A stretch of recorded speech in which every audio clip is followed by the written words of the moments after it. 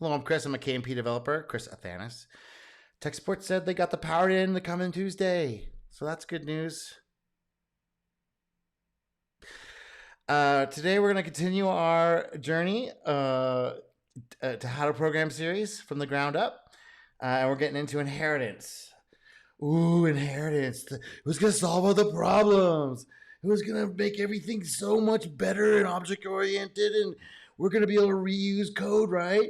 Right? We're going to be able to reuse code. So the big idea is, can we create a new class that inherits all the methods and variables from another class? And then add new methods and override the methods in a subclass? Can we do that?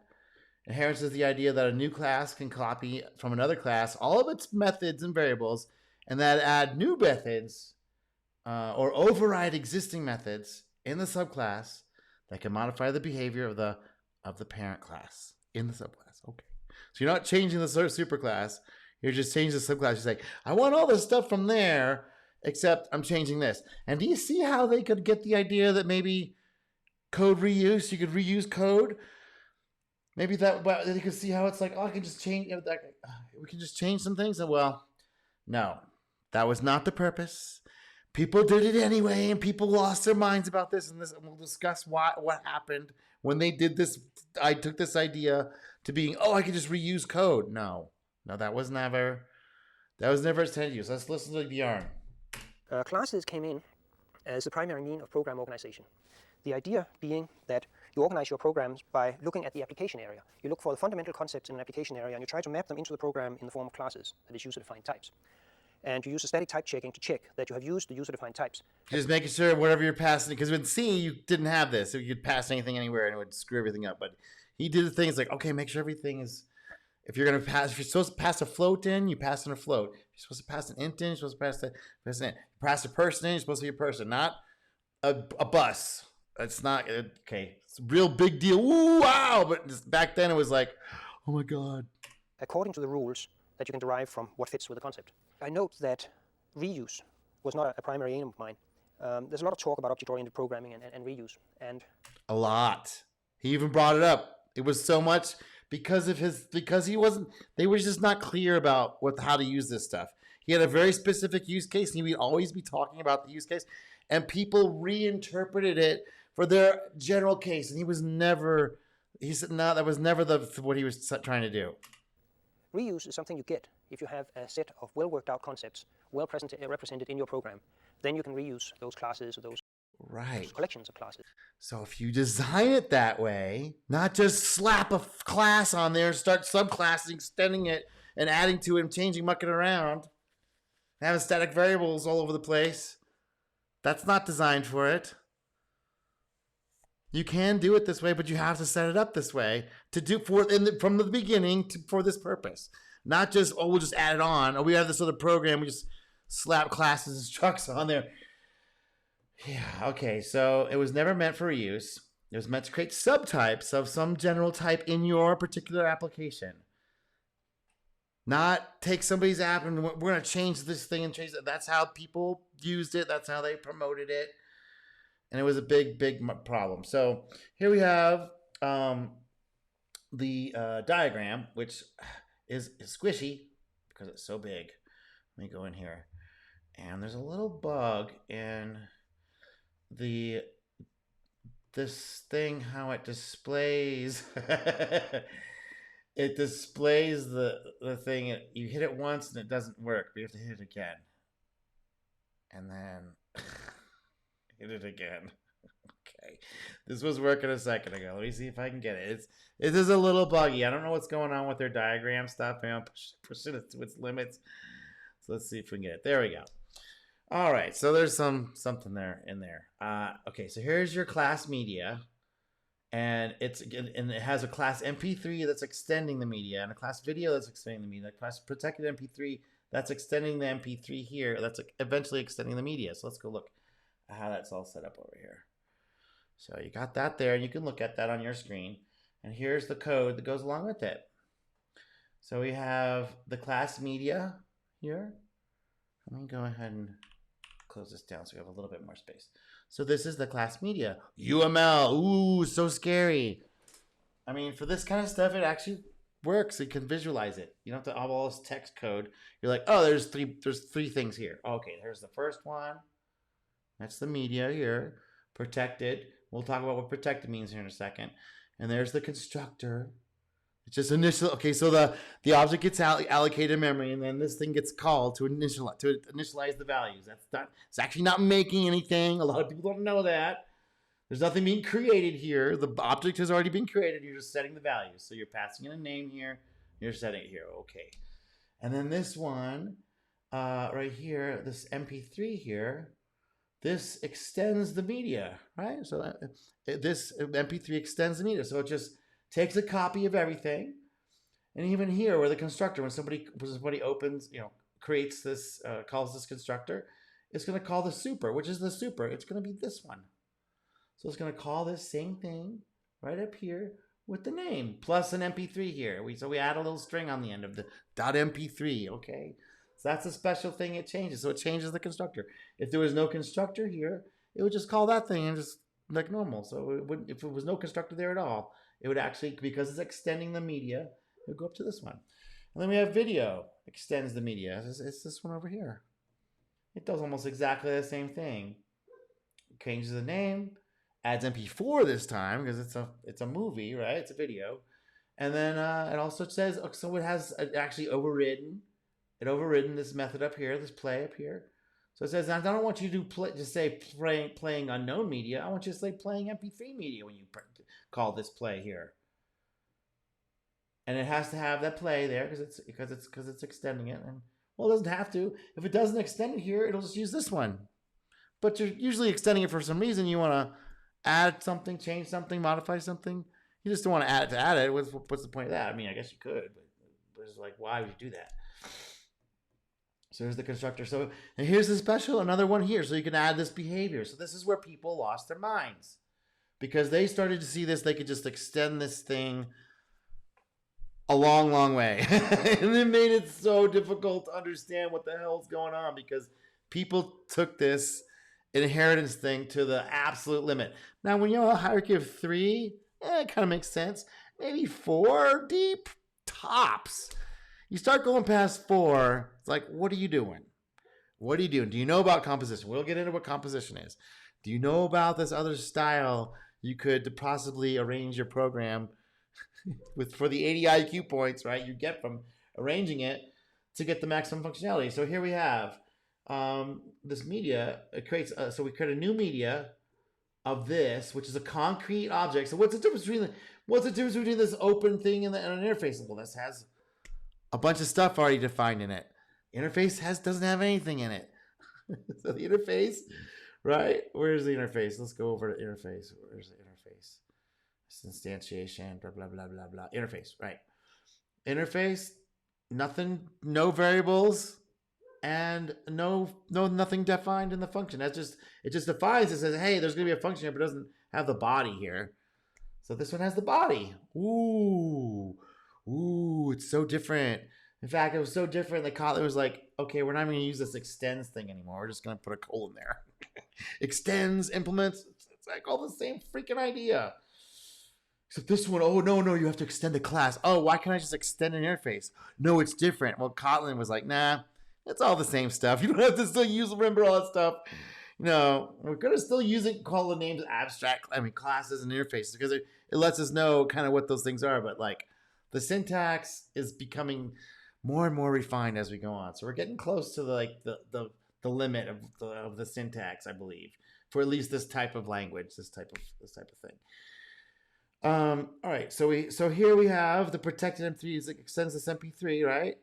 And it has 2 extra variables in it. It has this a password, and it is authenticated, so it's a password protected MP3. All right, so down here it creates these objects. Boop. Here's another object here. It creates another because it assigns a pointer to that data structure to the variable here. Okay, so it just creates those 3, and then I want to show you. You can just play media, and it will pass in doc1 to this media here, and when this is media.play. So whatever is being passed in of any subtype of media, so anything that extends from media, it'll have that play method and it'll play it. That's it. That's all. That's the big deal. That's the big deal. Now, the way you can arrange this stuff gets interesting. Um, but that's all inheritance is.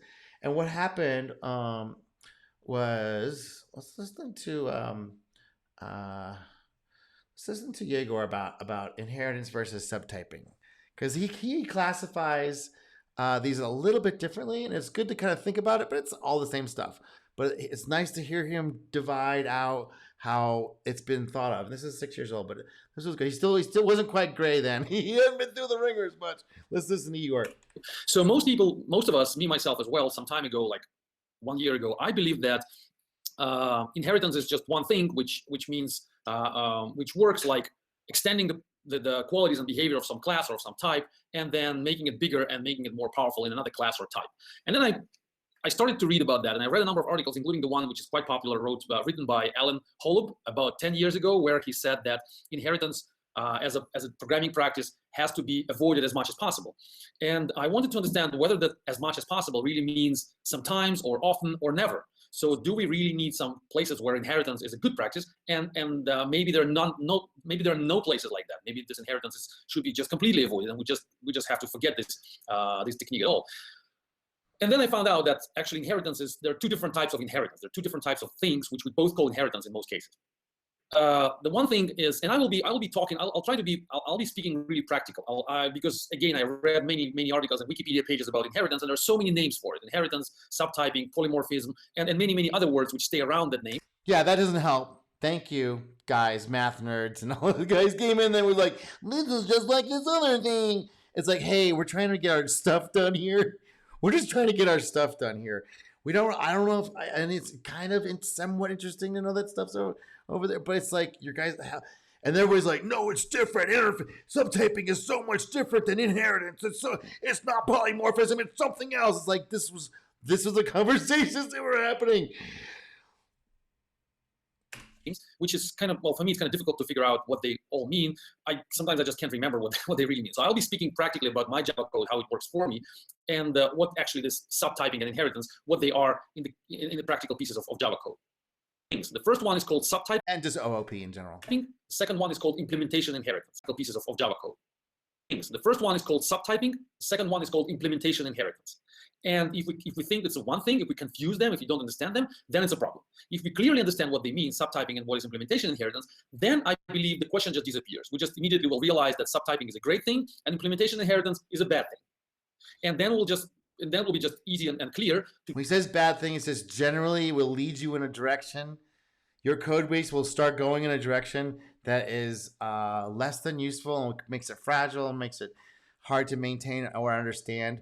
So this is what he's talking about. Just say that we forget the implementation inheritance because it's bad, and we use subtyping because it's a great thing. So let me explain first what's the difference and why the difference is there. Subtyping is basically the fundamental idea of object-oriented programming, which, in a few words, means that if you're expecting from me a furniture, then a table will work. This is Liskov's substitution principle. So that's basically what subtyping is. So if you expect some type from me, if you want to get the furniture, then the subtype of furniture, which is a subset of all the furnitures, which is table, then the table will work and you will accept it from me. You will not accept a thing or an entity or something because you expect specifically the furniture, but you will expect not just some interface. It's like I'm expecting a class, a subclass of some interface, a subtype of something, not the animal. I don't expect an animal because the animal doesn't exist. You have a kind of animal, an object instance of an animal, a specific animal. We don't have any old animal, but if you can put an animal into an animal carrier, if it's clutches the label of animal and it happens to be an ox of the subgenre species of blah blah, it doesn't matter as long as it's an animal category. Put her in there. The table, or you will expect a chair. More formally, this is defined as a Liskov substitution principle, but which has the mathematical explanation of what exactly the subtyping means and how it works. But overcomplicated. It's super simple idea. It's really not that. They overdid it way bad with this Liskov thing. In primitive terms, in a simple explanation, it works exactly like that. And subtyping is great because without subtyping, without this, and polymorphism is another name for subtyping. So subtyping and polymorphism in this particular example, it's exactly the same name. So we want to give an ability to our objects to behave, to have multiple forms.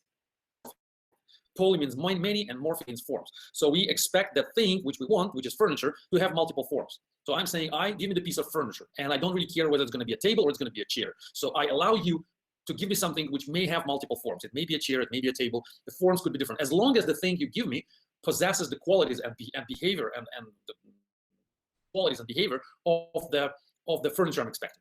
So as long as your table is a furniture, then it's okay for me. Yeah, can I sit on it? Can I put my legs up on it? Does it have a sit function? Does it have a allow legs up function? That stuff. That's basically subtyping. And it's great. It's not possible to imagine object-oriented programming without that. You just simply cannot. Well, the entire, I think, object paradigm will just disappear if we remove subtyping from our languages, from Java, for example, or from. Right. So we have to have this, but it's more about. He's talking about more the interfaces. This implementation, changing stuff. It gets really super complicated, super fast. From any other language, no matter how strict their typing is and how static or dynamic it is. So, for example, in Ruby, which is a language I write in sometimes, there are no. You don't need to. Well, first of all, there are no types there. I mean, there are no interfaces. There are types, but there are no interfaces. There are no protocols. So you can define your class and say that it. And then you define it's a furniture. But there's no formal way in Ruby to say whether the table actually is a furniture. In Java, you can do that. You can say there's and same as JavaScript. Interface called furniture, and there's interface called table. And then the interface table extends the furniture. And it's formally Java will catch you if you break that protocol, if you do something against that. In Ruby, there doesn't. Which is the reason why we use these statically compiled languages. That's the reason why we do this. Was because we're trying to eliminate a class of bugs that's just super annoying and silly. There's no such thing in many other languages, but still the subtyping is there. We still need to have an ability to work with an object as if it would to work with an object without actually paying attention to the form it takes right now. So I have to, in any language, in any object-oriented language. Right, so it's just saying, I just want the general category thing. I don't care what thing it is in the object. I just want the general category. That's what we're referring to. The whole thing about any place that accepts a file will accept an MP3, will accept a protected MP3, will accept a video. As long as I want a media, some sort of media. Like if you're a video editing program, here's a media. I have to have an ability to work with an object, assuming that it has the qualities I need, without knowing the particular form it has right now. That's subtyping. Implementation inheritance is a different thing. Implementation inheritance, first of all, it's also called subclassing. So if the first name was subtyping or polymorphism, then the second name is implementation inheritance or subclassing. So when you're doing it, if you want to be pedantic about it, so when you're doing it from a so-called from an interface where it has no implementation, that's a subtype. Like as if it was just a data structure, it was another structure of a subtype. And then what he's trying to say is a subclass. If there's some kind of implementation of some method, what's it called? Subclassing is another thing. So and people all use this interchangeably. So you really have to ask them, what do you mean by this? Because it'll get super confusing and cause strange things to happen if we aren't pedantic about these kinds of things, because it's been super confusing the whole time until we actually have these kind of conversations. Like, what do you mean by this? And thank you, Yegor, because he was one of the first guys that said, hey, I think we need to get more specific about what we're talking about here, because he's in a lot of code bases. He's like, what's going on here? Again, I may be a little bit wrong about that naming thing, because I said there's so many names and I tried to put them together, but maybe I'm wrong. But I like how it sounds. Subclassing. For this conversation, for what we're doing right now, his definition is what we're using. Versus subtyping, or subtyping to put them together, but maybe I'm wrong. But I like how it sounds. Subclassing versus subtyping, or subtyping versus implementation inheritance. So implementation inheritance is when we deal with classes, not types. So there are no interfaces anymore, but classes where we define our properties and attributes and methods, and then we create another class which takes parts of that original class and adds something on top of that, reusing the code we had before. So if subtyping is about our I would say more or less attitude to the object, then the implementation inheritance is about how we technically treat the pieces of that object. I'll show you right now the code. So yeah, so we're not gonna look at his code. You should go check out this whole video, because it'll make it very clear. But it's basically talking about this kind of stuff. This is a class. This is subclassing. So there's methods in here that we're overriding, And what happens is people go, oh, we're just overriding classes. Is that what we're doing? Oh, I can just extend this thing on here to add some other thing, a different kind of protected MP3 that uses a different algorithm, and it'll just get nuts. It'll get so nuts that we'll have some complaints coming in. I'm going to put it right on the line. There's been a lot of complaints already. This is Alan Kay. No, it's not. This is what Alan Kay would say. Fooling around in the course. Using statics. Bad language. Extending classes way beyond where they should be. Smoking grass. Poor caddying. Bad software engineering. If you guys want to get fired. Bad use of OOP. Language. Smoking grass. Poor caddying. If you guys want to get fired. You guys want to get taken over by AI? Yeah, because AI doesn't know this stuff. You want your job taken by AI? Want to be replaced by golf carts? Just keep it up. Keep it up, guys. Keep it up. So we're gonna listen a little bit more about how to do this properly. So for the subtyping, I give you an example. Like what is subtyping? Again, I keep talking about things which are good. We're not yet in the section which will be about inheritance. So this will be bad. So now we're talking about things which are good.